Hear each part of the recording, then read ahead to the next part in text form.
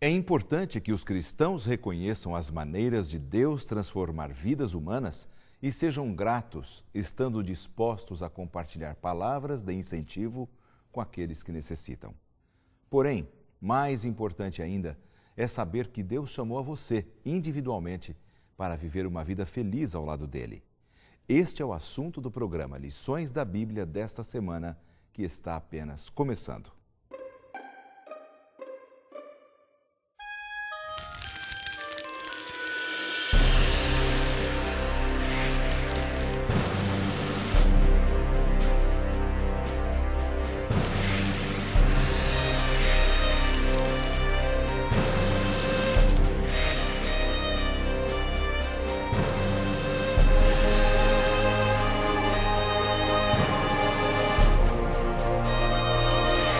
Sempre damos graças a Deus por todos vocês, mencionando-os em nossas orações. Lembramos continuamente diante de nosso Deus e Pai o que vocês têm demonstrado, o trabalho que resulta da fé, o esforço motivado pelo amor e a perseverança proveniente da esperança em nosso Senhor Jesus Cristo. 1 Tessalonicenses 1, 2 e 3. Tema da semana: alegria e gratidão. Está no ar mais um programa Lições da Bíblia, aqui pela sua TV Novo Tempo, o canal da Esperança. E você já sabe que este programa tem sempre o desejo principal, a primazia, de abrir a palavra de Deus e retirar dela lições importantes para a nossa vida, sua vida, minha vida. Nós sempre recebemos amigos aqui no programa e desta vez não é diferente. Nós estamos recebendo dois pastores que vêm de longe, vêm das Minas Gerais, um de Belo Horizonte e o outro de Juiz de Fora.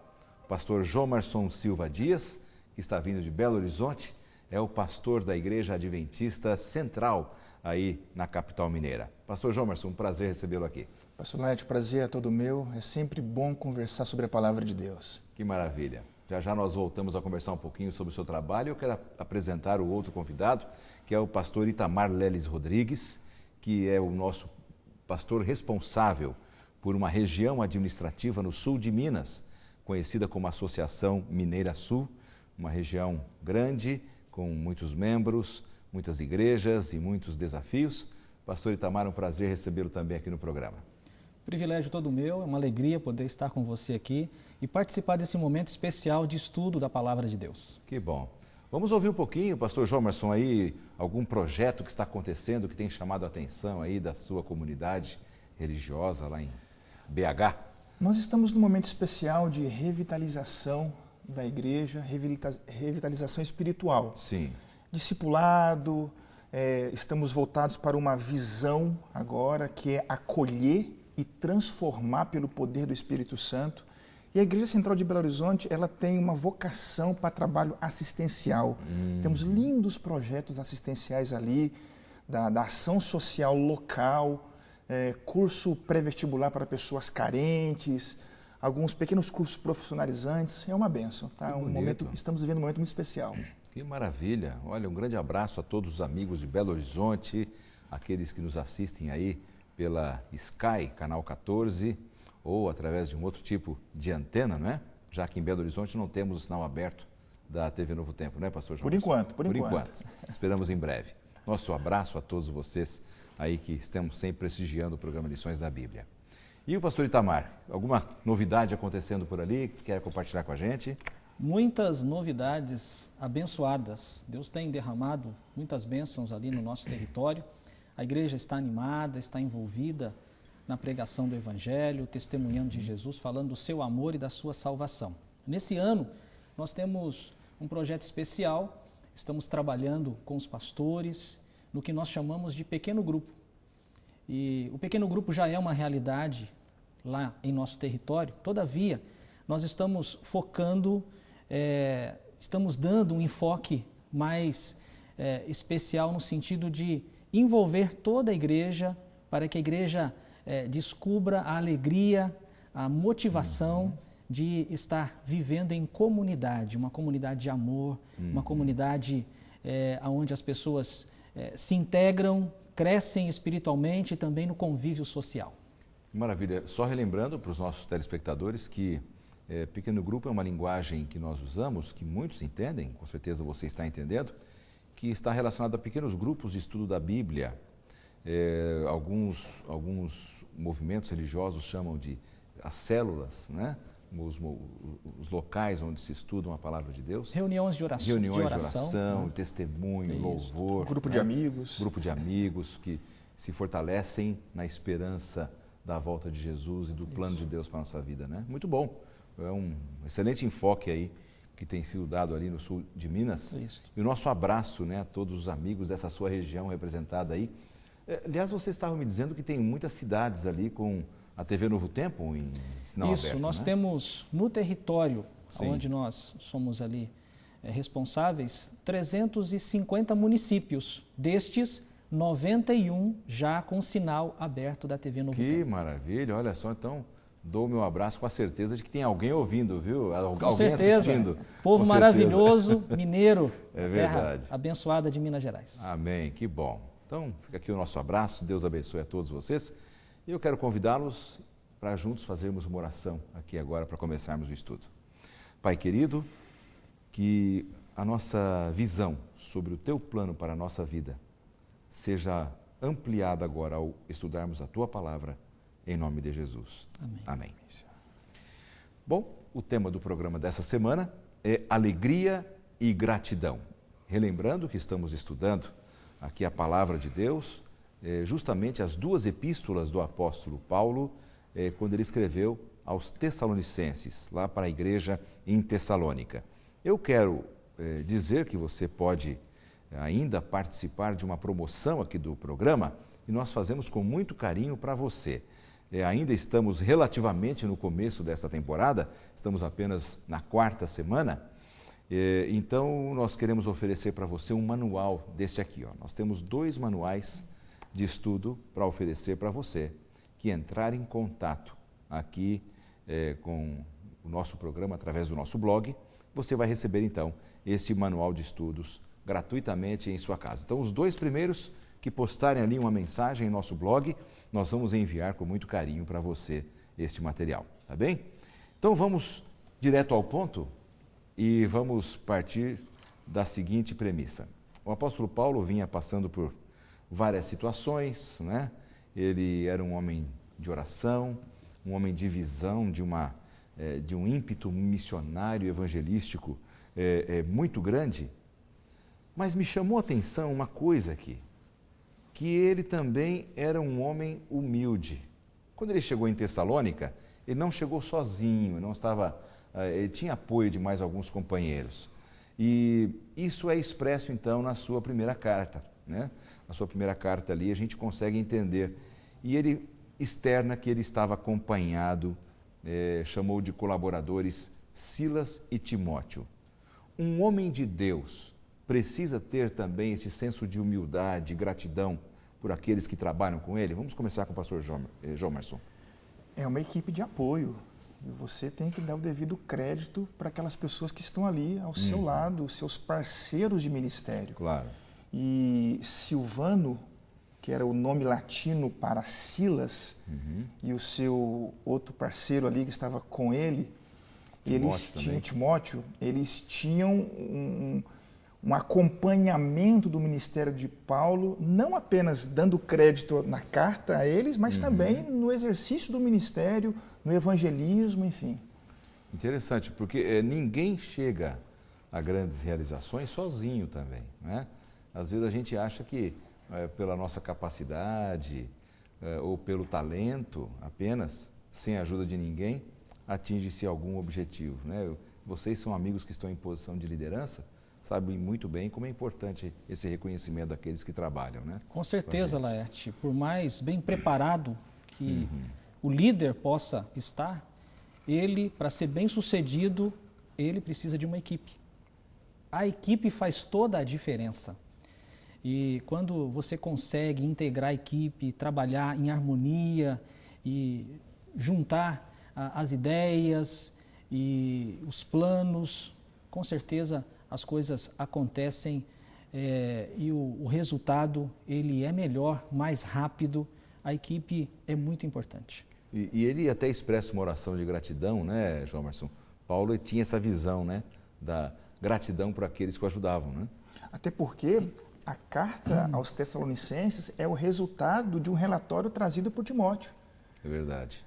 Paulo envia Timóteo, agora está em Corinto, e Timóteo traz as boas novas, e o coração de Paulo fica extremamente grato pelas palavras trazidas por Timóteo. Porque ele não esperava um relatório tão positivo, né? Quando ele fica sabendo que as pessoas gostavam dele, tinham apreço pelo trabalho dele, que foi tão rápido o trabalho. Até porque ele saiu de Tessalônica em circunstâncias difíceis, ele foi expulso dali. Foram 3 semanas de trabalho. Exatamente. Apenas. 3 semanas de trabalho, ele foi expulso da cidade.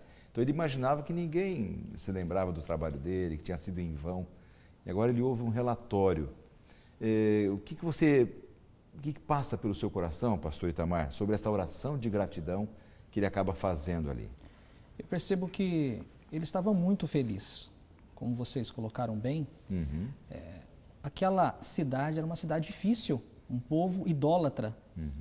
E pelo pouco tempo que ele passou, depois de receber essas informações de que a igreja estava bem estruturada, os irmãos estavam lá animados, testemunhando, pregando o Evangelho, falando do amor de Cristo para outras pessoas.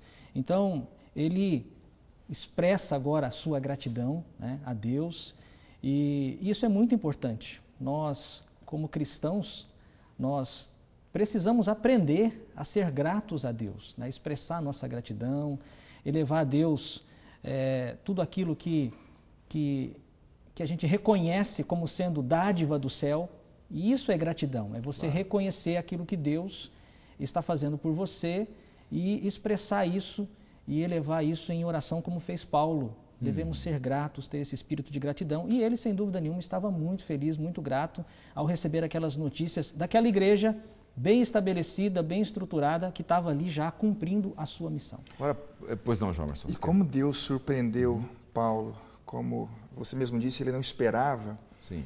Ele sai de Tessalônica e deixa uma igreja dando seus primeiros passos de fé.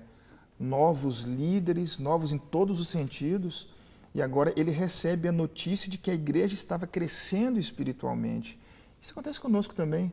Às vezes nós somos deslocados de uma região e depois de alguns anos nós recebemos notícias das pessoas que foram ali batizadas e do crescimento e do envolvimento, da maturidade espiritual que foi obtida com o tempo. Isso produz muita alegria e louvor. Agora, Paulo era um homem automotivado, né? Ele tinha motivação para os evangelismos, para viajar evangelizando, fundar igrejas em lugares novos que não tinham realmente o cristianismo, lugares duros, né? Que eu já disse aqui numa das semanas anteriores, que ele não tinha uma estrutura de apoio, assim, uma instituição, não tinha um orçamento, e não tinha alguém que o protegesse e cuidasse de todo o seu evangelismo. Ele era realmente na raça. Que fatores motivavam tanto o apóstolo Paulo para o trabalho? Eu creio que a fé, ele era um homem de fé, né? Ele acreditava naquilo que ele estava fazendo, na missão que ele recebeu de Deus. Então, fé é um fator muito importante e a gente percebe isso na vida de Paulo. Outra coisa que nós percebemos, inclusive através da carta aos Tessalonicenses, Paulo era um homem de oração. E a oração, ela é fundamental na vida do ser humano, na vida do crente, na vida de alguém que está labutando na causa do Senhor.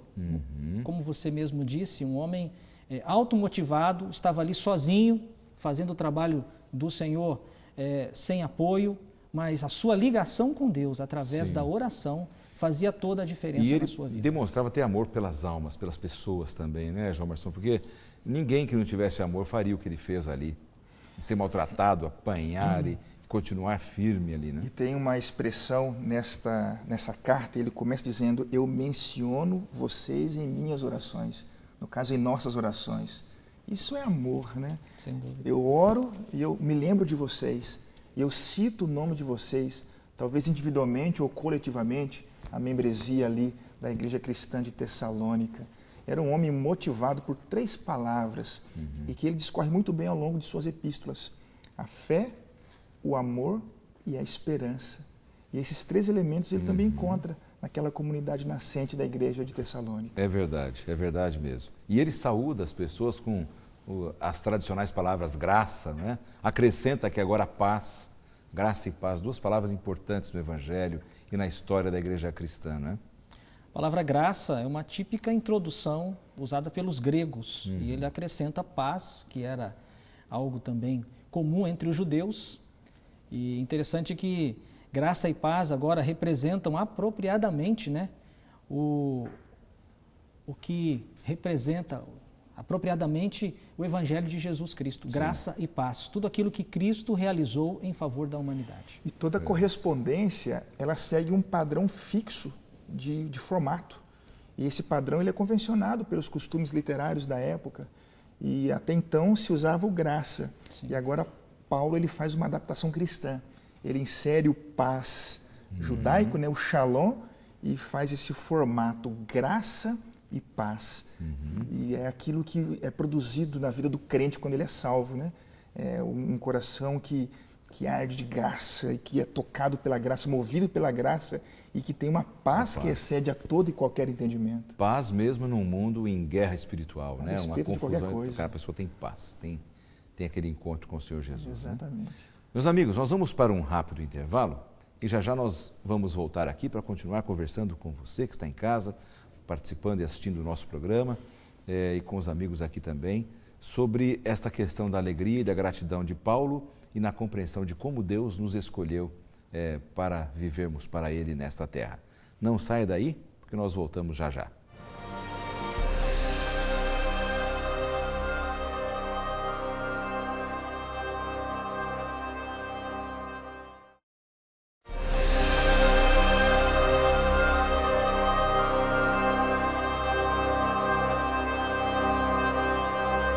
Esse é o segundo bloco do programa Lições da Bíblia desta semana. Você já sabe, estamos conversando sobre a alegria e a gratidão do apóstolo Paulo no seu ministério ali, junto aos irmãos tessalonicenses. E agora, nesse segundo bloco, conversando com os pastores Jomerson e Itamar, amigos que vêm lá das Minas Gerais para nos ajudar aqui hoje. Existe, assim, um pouco de confusão hoje no mundo cristão com relação à questão do livre-arbítrio para escolher o caminho que você julga ser importante na sua vida e a eleição divina. Deus determinou uns para a salvação, outros para a perdição. Alguns dizem, não, Deus respeita o livre-arbítrio e tal. Então, sobre isso, nós temos uma pergunta de um telespectador. Vamos começar com ela agora. Oi, meu nome é Tony. A minha pergunta é a seguinte: como entender o livre-arbítrio e a eleição divina? Elas estão do mesmo lado ou em oposição? Porque temos o texto aqui, não é? A primeira carta aos Tessalonicenses, capítulo 1 e o verso 4, que diz, reconhecendo, irmãos, amados de Deus, a vossa eleição. Do que Paulo falava aqui, pastor Jomerson? Vamos começar contigo. Paulo ele começa a fazer uma lista dos motivos que deixam o coração dele grato. E um deles era esse, o fato dos tessalônicos, dos tessalonicenses, serem eleitos de Deus. O que isso significa? A eleição é uma iniciativa de Deus. Todos nós fomos eleitos para a salvação. Todos nós, Deus ele destina na pessoa de Cristo salvação para todo mundo. No entanto, essa eleição ela precisa de uma confirmação de fé. E essa confirmação é a minha resposta, é a minha decisão, é a minha aceitação. Então essa coisa de que alguns são eleitos para a salvação e outros não, isso não é bíblico. Até porque, Apocalipse 3:20, eis que estou à porta e bato. Quem ouvir e abrir a porta. Então Deus ele espera a tua resposta. Você vai abrir a porta? Você aceita? Então, neste caso, a eleição divina, ou seja, Deus elegeu a todos para a salvação, pastor Itamar? Deus, ele elegeu a todos para a salvação. Jesus morreu para salvar todos. Todos podem ser salvos, mas Deus também respeita a nossa liberdade de escolha. Deus, ele não criou robô. programado para obedecer, para fazer a vontade dele, para seguir a orientação dele. Deus nos criou com liberdade de escolha e Ele respeita a nossa liberdade de escolha. Então, por exemplo, a pessoa que está nos assistindo agora e que nunca teve um contato com a palavra de Deus e com esse assunto, através do plano de Deus, de salvar a humanidade, de resgatar, tirar o homem do pecado e levá-lo para a salvação e ter a vida eterna novamente, Ele acabou elegendo a todos para a salvação ao enviar Jesus Cristo. É isto? Ok. Só que a pessoa precisa exercer o livre-arbítrio dela para escolher a Jesus como seu Senhor e Salvador. É dessa forma, pastor João Marcos. Perfeito. Se você me permitir ler um texto. Claro. 1 Timóteo 2,4, o qual deseja que todos os homens sejam salvos e cheguem ao pleno conhecimento da verdade. Então Deus deseja e da parte dele tudo foi feito para isso. Esta é a abrangência, todos. Exatamente. Né? É a eleição, todos. E agora, qual é a sua resposta? Você vai abrir a porta, você vai aceitar, você vai responder positivamente aquilo que Deus espera de você, o sim? É que vez ou outra a gente ouve alguém ensinando assim a Bíblia. Não sei se vocês já ouviram. Olha, a eleição divina é a determinação de que alguém foi salvo e o outro não. Aquele é salvo, o outro não. É como se Deus escolhesse exatamente pelo perfil, pela pessoa, o seu grupo dos salvos. E isso não é bíblico. E há um risco nisso, pastor. Alguns acreditam desta maneira, o que é conhecido como predestinação, e isso é perigoso, porque a pessoa entende que ela foi escolhida para ser salva, então ela não tem compromisso com nada, não tem compromisso com o Evangelho, não tem responsabilidade com Deus, com a sua vontade, com a sua lei. Então, Deus escolheu a todos, todos podem ser salvos e Deus deseja salvar a todos, mas eu preciso aceitar, eu preciso também, a partir do momento que eu aceito a Jesus como meu Salvador, fazer a vontade dele, seguir as orientações dele, aquilo que está revelado em sua palavra. Quando a gente escolhe a Jesus como Salvador, o trabalho de uma vida cristã só está no começo. Exatamente. E alguns realmente fazem o que você disse, ficam assim, despreocupados. Eu já estou salvo, é o mais importante. Esse é o grande risco que alguns correm. Né? E essa é uma proposta que ecoa por toda a Bíblia. Josué fez essa pergunta: escolhei hoje a quem sirvais. Mas essa escolha não é simplesmente um assentimento mental. Aí eu escolhi, pronto. Não. Essa fé que vem de Deus, ela é dinâmica. Ela leva você a uma mudança de vida, né? A uma transformação do eu. E aquele texto bíblico que diz: operai a vossa salvação com temor e tremor. É uma outra identificação de que nós temos uma luta diária. Temos que estar diante de Deus com temor e tremor, vivendo nesse mundo, fazendo a vontade dele. É dessa forma que deve um crente viver, pastor Itamar? No processo de salvação, cada dia nós renovamos o nosso concerto com Deus. Cada dia nós entregamos a nossa vida a Ele, nos entregamos a Ele e o aceitamos como nosso Salvador. E cada dia nós andamos com Jesus. E cristianismo é exatamente isto, é relacionamento. Jesus resumiu quando disse: amarás ao Senhor teu Deus acima de todas as coisas e ao teu próximo como a ti mesmo. É relacionamento com Deus e relacionamento com o próximo. E cada dia a gente precisa desenvolver esse relacionamento com Jesus, se aproximando mais dele, estando em comunhão com Ele, estudando a Bíblia, a Palavra de Deus, e Ele fala conosco através da Palavra de Deus, através da oração, e é um crescimento constante. E esse crescimento, ele vai vai acontecendo até que você possa chegar ao auge desse crescimento, que é quando o nosso Salvador, o Senhor Jesus Cristo, volta e a Bíblia diz que nós seremos transformados. Isso é muito bonito, não é? É uma coisa maravilhosa a gente ter essa compreensão. Eu penso que de tudo isso que estamos conversando aqui, sobre a questão da eleição divina, fica um sentimento gostoso no coração, de que Deus nos escolheu. Né? Deus escolheu a nós, a você que está nos assistindo, Deus está sempre à frente da sua vida, da minha vida. É gostoso a gente ter esse sentimento, não é, João Marcos? De que Deus está nos dirigindo em todas as nossas questões da vida, as nossas decisões. Certamente, pastor Laerte, é a certeza daquilo que Cristo fez por mim. Ele me salvou. A obra que precisava ser feita já foi feita em Cristo, por Cristo, em meu favor. Eu agora aceito o que Ele fez. Ou seja, nossa segurança unicamente em Cristo, né? Agora, como é que nós podemos, eu queria ouvir um pouquinho de vocês isso, ter essa certeza de que estamos fazendo a vontade de Deus, de que estamos sendo perdoados e salvos por Cristo Jesus. Então, de onde vem essa certeza? Essa segurança, conforme nosso amigo pastor Jomerson comentou, ela produz frutos. E a Bíblia fala dos frutos do Espírito, não é? Então, amor, alegria, paz. E Jesus disse, pelos seus frutos conhecereis. Então, você conhece um cristão. Você sabe pelos frutos que ele produz, pelo testemunho que ele dá, pela maneira como ele vive, como ele trata as pessoas. Quando a pessoa tem Jesus no coração, Jesus está ali ardendo no seu coração, os frutos vêm como uma consequência natural de estar ligados a Jesus. Pastor Jomerson, a sua visão também sobre isso. Paulo apresenta isso.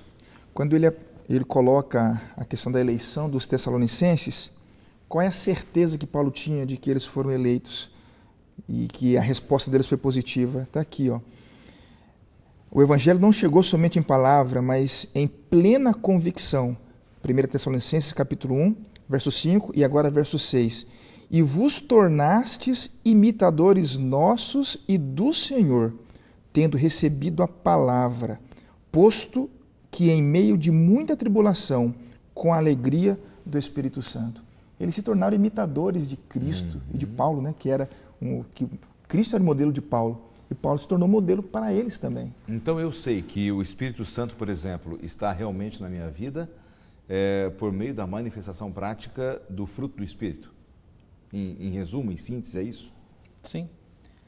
A gente observa os frutos e isso eu mesmo como cristão, né, preciso estar produzindo esses frutos. Não forçosamente, né? Não pela força humana. E por algum tempo nós podemos até fazer isso, mas ninguém por muito tempo consegue, sem estar ligado a Jesus, sem estar buscando essa comunhão com Ele, ninguém por muito tempo consegue produzir um fruto que não seja verdadeiro. Bom, então de uma coisa nós podemos ter certeza da salvação, não é? E de que a promessa do Espírito Santo está sempre conosco em nosso dia a dia. Porque às vezes a gente encontra muitas pessoas com dúvida, não sei se eu estou salvo, dúvidas sobre essa certeza quanto à salvação. Até que ponto nós podemos ter certeza da salvação sem cairmos naquele perigo da presunção? Eu estou salvo e uma vez salvo, salvo para sempre. Como é que a gente tem que cuidar com isso? Eu acho, pastor Laerte, que a genuína e bíblica certeza da salvação, ela não deixa você presunçoso porque ela aponta para Cristo. Cristo realizou. Ele é suficiente para me salvar. O mérito é dele, não é dele, meu? É dele. A minha certeza da salvação aponta para Cristo, não para mim. Por mim mesmo, eu não tenho poder nenhum, eu não tenho essa capacidade. Claro. Se dependesse de mim, eu estaria perdido. Agora, em Cristo, tudo é possível no tocante à salvação de qualquer um. Porque a salvação é Jesus. Jesus disse, eu sou o caminho, a verdade e a vida. Jesus é a própria vida. Lá em 1 João, no capítulo 5, no verso 12, a Bíblia diz assim, quem tem o Filho tem vida, se referindo a Jesus, o Filho de Deus. Jesus é a própria vida. Então, se você tem Jesus, se você está em comunhão com Ele, quando você recebe Jesus, você já recebe vida, e vida eterna, porque a Bíblia está falando aí de vida eterna.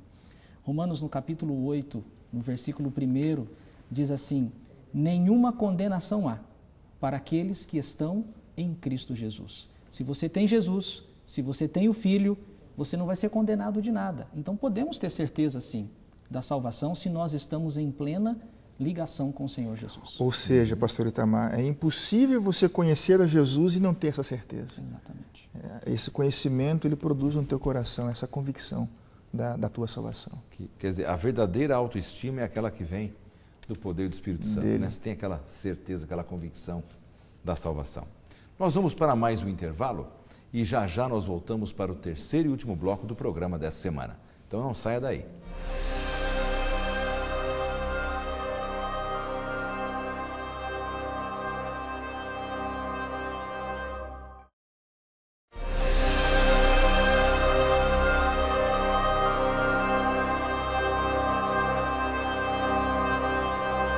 Chegamos ao último bloco do programa Lições da Bíblia dessa semana.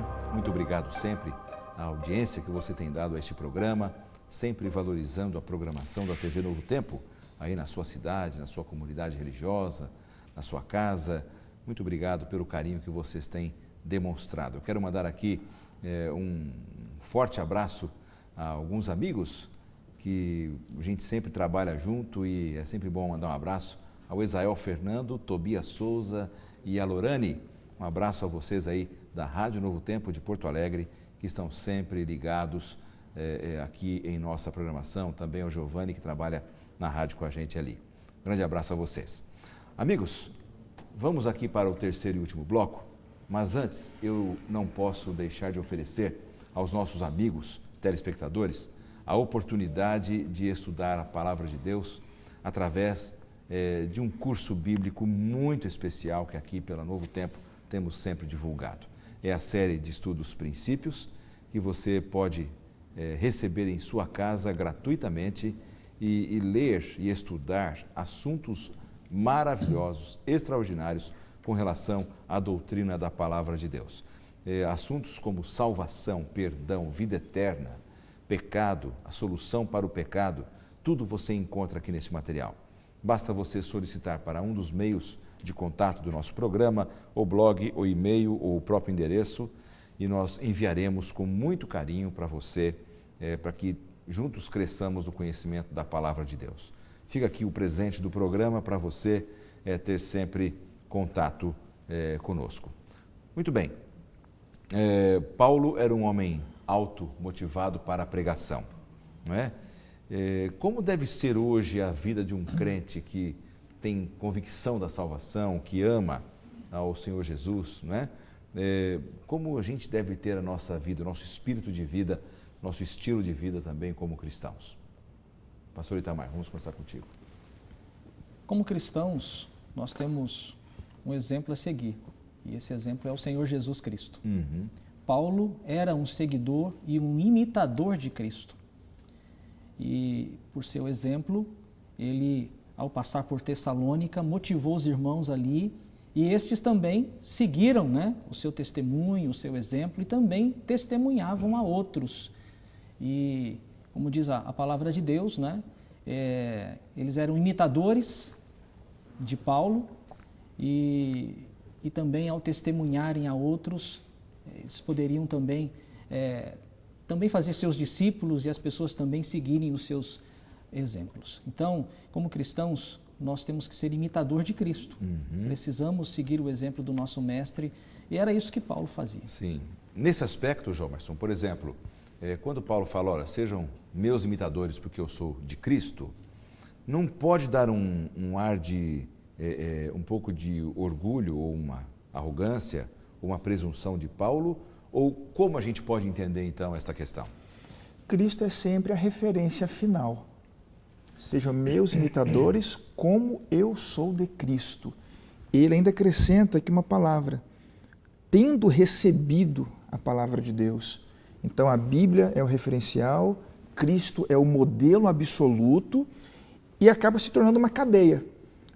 Enquanto Paulo imitava Cristo, os tessalonicenses imitavam Paulo, toda a redondeza ali na Macedônia, em Acaia, ao ouvir a repercussão da fé dos tessalonicenses, eles também tiveram aquela recém-criada comunidade cristã como modelo. Eles queriam também seguir a comunidade de Tessalônica. Uhum. Então, não foi presunção de Paulo, De forma alguma. De forma nenhuma alguma. arrogância ao dizer aquilo. Em Cristo, né? Como eu sou imitador de Cristo. Então, Cristo, ele é o modelo absoluto e pleno nessa cadeia. Como cristãos, nós também precisamos ser modelos, precisamos testemunhar. O testemunho na vida do cristão é fundamental. E o nosso testemunho, ele fala mais alto do que qualquer pregação. Então, se eu estou pregando, se eu estou falando de Jesus, do seu evangelho, mas não estou vivendo segundo este evangelho, não estou dando testemunho disso, então eu vou levar descrédito ao evangelho. Então, a nossa pregação deve ser, em primeiro lugar, a nossa vida. E isso tem um poder extraordinário. E quem aqui nunca foi movido ou estimulado por bons exemplos, né? Isso faz parte da vida cristã. É verdade. Você ter pessoas e admirar aquela pessoa, a maneira como ela segue a Cristo. Se torna um referencial, né? Sem dúvida, sem dúvida. E isso realmente motiva muito. Eu, na época de infância, pequeno, eu me lembro de algumas pessoas, alguns irmãos da minha igreja, que tenho admiração até hoje por eles. Né? Pessoas honradas, decentes, convertidas. Era um modelo para mim. Vocês acham que hoje, no mundo cristão, né, nas comunidades cristãs, tem faltado essa questão do modelo cristão para os membros, para os fiéis, os novos na fé? Temos tido dificuldades para encontrar esses modelos? Talvez não como antes, né? Talvez no passado esses modelos eram encontrados com mais facilidade. Mas eu posso dizer que ainda temos, sim, pessoas que são verdadeiros seguidores de Cristo, até porque nós estamos vivendo num momento muito especial da questão do discipulado, sim, né? Sim, sim. De fazer discípulo, né? E de reproduzir esse conceito de discipulado na minha vida. Eu acredito que nós temos, sim, pessoas que se colocam como modelos porque elas seguem a Cristo e são imitadoras de Cristo. Você mencionou o fato de, quando criança, ter o seu modelo. Todos nós, ao longo da nossa vida, nós vamos nos espelhando nesses modelos. São líderes, são pessoas que passam e deixam uma influência positiva. E isso mexe conosco. Sim. E a nossa tendência é também poder dar o testemunho que eles estão dando. E isso é muito bom. E a igreja, a comunidade cristã, ela deve ter seus modelos. E nós, como cristãos, precisamos também ser modelos. E para Paulo não foi muito fácil, porque quando ele chegou ali em Tessalônica, ele pegou ali uma região pagã, as pessoas não conheciam a Cristo, ele estava anunciando pela primeira vez ali a Cristo para aquelas pessoas, e não foi muito fácil, né? Elas tiveram que se desapegar assim, de alguns costumes, como ídolos. Como é que a gente pode entender, por exemplo, o capítulo 1, versos 8 a 10, ali que diz que eles deixaram ídolos, eles se converteram.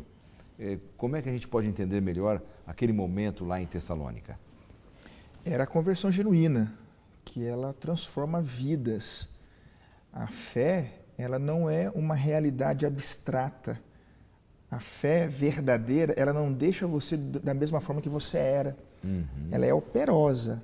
Ela faz algum tipo de mudança, ela provoca algum tipo de mudança. Sim. Então, nós percebemos isso aqui. Até porque se trata de eleitos. Eleitos que aceitaram a Cristo. E esta aceitação fez uma diferença extraordinária na vida deles. Verdade.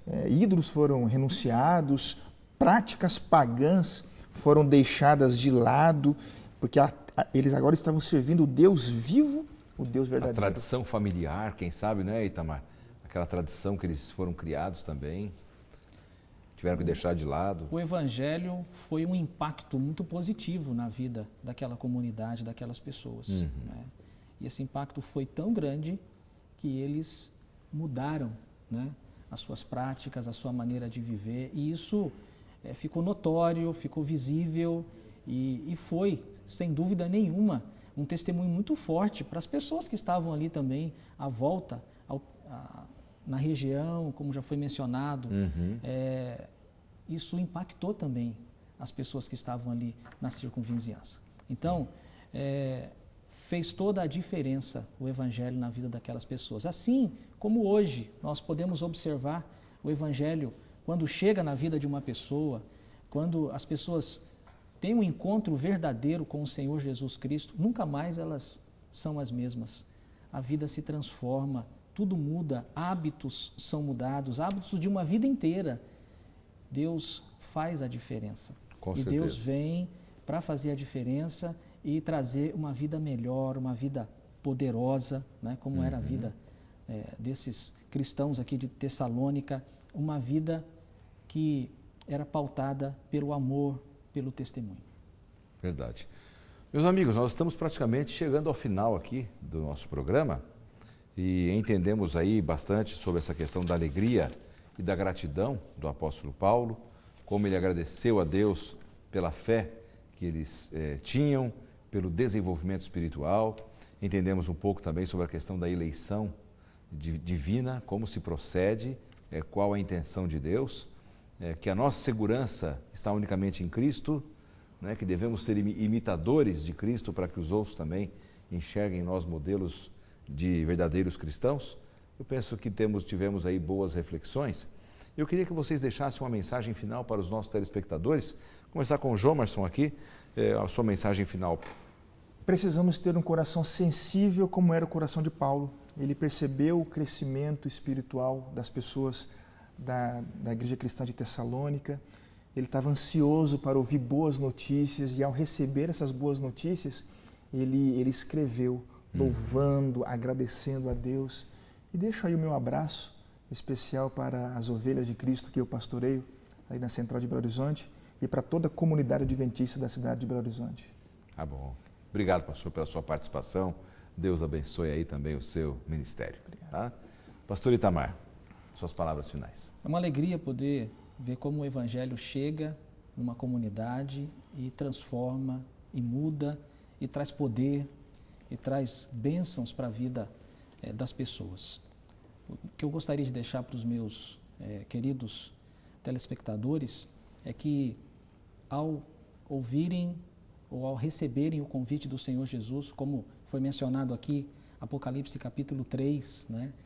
Jesus, ele continua vindo em nossa direção, na tentativa de salvar. E a Bíblia diz que ele vem e bate a porta do nosso coração.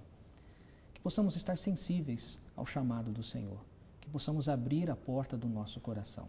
A Bíblia diz, quem tem o Filho, tem a vida. Tem a vida. Ao Jesus entra, ele traz vida, ele traz bênçãos extraordinárias. E o meu abraço a todos, de maneira especial ao povo mineiro, que Deus abençoe vocês. Tá bom. Pastor, muito obrigado também pela sua participação. Obrigado porque vocês repartiram com a gente um pouco do conhecimento bíblico. Obrigado a você pela sua audiência. Que Deus seja na sua vida, da sua família sempre e que juntos estejamos caminhando na direção da vida eterna em Cristo Jesus. Vamos fazer uma oração para terminar? Obrigado, Pai querido, porque a Tua palavra deixa tantas orientações maravilhosas sobre o plano da salvação e o que Tu desejas para cada um de nós. Que Teu Espírito esteja nos conduzindo em todas as coisas, em nome de Jesus. Amém. Amém. Amém, Senhor.